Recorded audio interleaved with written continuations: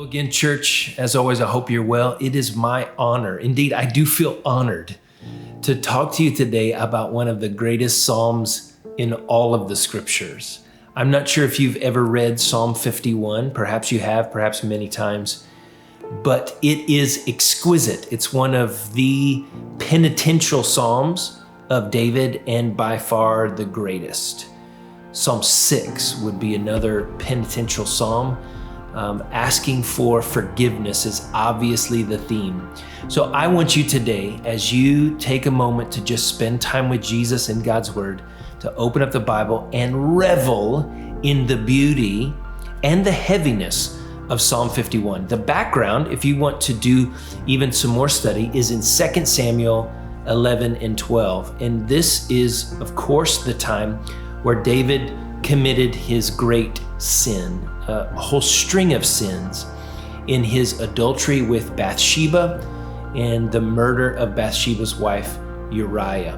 When Nathan the prophet comes in and confronts David the king, sometime shortly after that, David sits down and writes Psalm 51. You can hear the weep behind the writing. And as you read it, I hope that you're encouraged. There is a phrase in Psalm 51 from David that I reflect on often. He says, let the bones which you have broken rejoice. That's in the end of verse 8. Let the bones which you have broken rejoice. You'll see many familiar phrases in Psalm 51.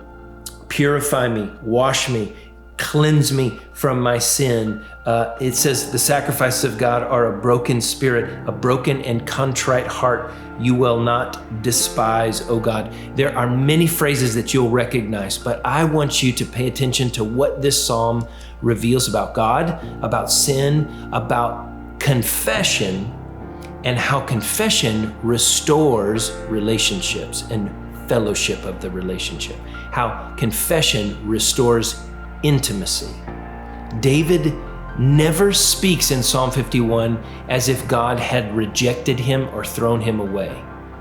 David speaks as a son, as a believer in God, and he knows that confession restores the intimacy of relationship. It restores fellowship.